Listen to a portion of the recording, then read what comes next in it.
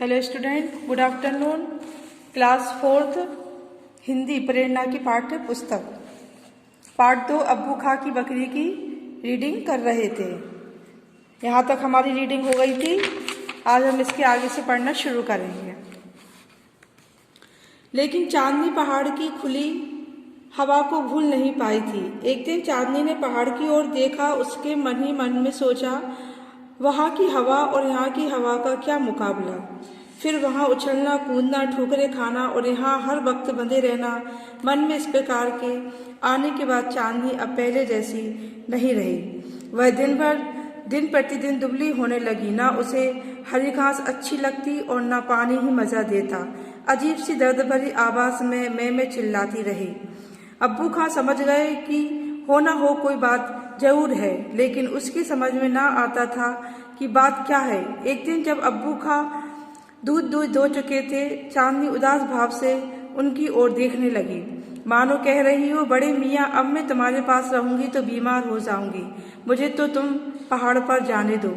अब्बू खां मानो उसकी बात समझ गए, जोर से बोले, या अल्लाह, यह भी जाने को कहती है। वे सोचने लगे, अगर यह पहाड़ पर चली गई तो भेड़िया इसे भी खा जाएगा। पहले भी वह कई बकरियां खा चुका है। उन्होंने तय किया कि चाहे जो हो जाए, वह चांदनी को पहाड़ पर नहीं जाने देंगे। उसे भेड़िए से जरूर बचाएंगे।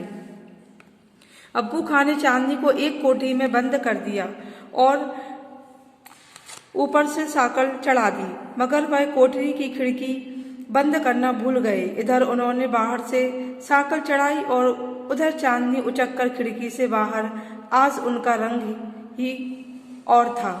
वह कभी इधर उछलती तो कभी उधर, कहीं यहीं कूदती वहां फांदती, कभी चट्टान पर है तो कभी खड्डे में है। इधर जरा फिसली फिर संभली। दोपहर तक इतनी उछली कूदी कि शायद सारी उम्र इतनी उछली कूदी ना होगी। शाम का वक्त हुआ। ठंडी हवा चलने लगी। चांदनी पहाड़ से अब्बू खां के घर की ओर देख रही थी। धीरे धीरे अब्बू खां का घर उनका कांटे वाला घेरा रात के अंधेरे में छिपता जा रहा था। रात का अंधेरा गहरा था। घनी पहाड़ी झाड़ियों में एक तरफ से आवाज आई, खू खू। यह आवाज सुनकर चांदनी को भेड़िया का ख्याल आया। दिन भर में एक बार भी उसका ध्यान उधर न गया था। पहाड़ के नीचे से सीटी और बिगुल की आवाज भी आई।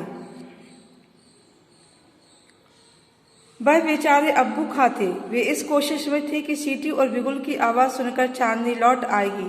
उधर दुश्मन भेड़िए की आवाज भी लगातार पास आती जा रही थी। चांदनी के मन में आया कि लौट चले, लेकिन उसे खूंटा याद आया, रस्सी याद आई और कांटों का घेरा याद आया। उसने सोचा कि इससे तो मौत अच्छी। आखिर सीटी और बिगुल की आवाज आनी बंद हो गई। पीछे से पत्तों की खड़खड़ाहट सुनाई दी। चांदनी ने मुड़कर देखा तो उसे 2 कान दिखाई दिए, सीधे और खड़े हुए, तथा 2 आंखें भी दिखी जो अंधेरे में चमक रही थी। यानी भेड़िया पहुंच चुका था। भेड़िए की नजर बेचारी बकरी पर जमी हुई थी। उसे जल्दी नहीं थी। वह जानता था कि बकरी कहीं न जा सकती। वह अपनी लाल लाल जीभ अपने नीले नीले ओंठों पर फेर रहा था। पहले तो चांदनी ने सोचा कि क्यों लड़ूं, भेड़िया बहुत ताकतवर है, उसके पास नुकीले बड़े दांत हैं, जीत तो उसकी ही होगी। लेकिन फिर उसने सोचा कि यह कायरता होगी। उसने सिर झुकाया, सींग आगे को किए और पैतरा बदल दिया। वह भेड़िए से लड़ गई। कोई यह न समझे कि चांदनी भेड़िए की ताकत को नहीं जानती थी। वह खूब समझती थी कि बकरियां भेड़ियों को नहीं मार सकती, लेकिन मुकाबला जरूरी है। बिना लड़े हार मानना कायरता है। चांदनी ने भेड़िए पर एक के बाद कई हमले किए, जिससे भेड़िया भी चकरा गया, लेकिन भेड़िया था। सारी रात गुजर गई। धीरे धीरे चांदनी ने जवाब दे दिया।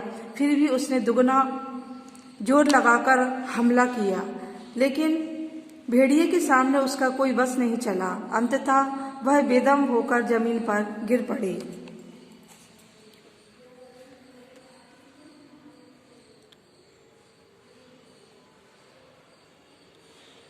पास ही पेड़ पर बैठी दो चिड़िया इस लड़ाई को देख रही थी।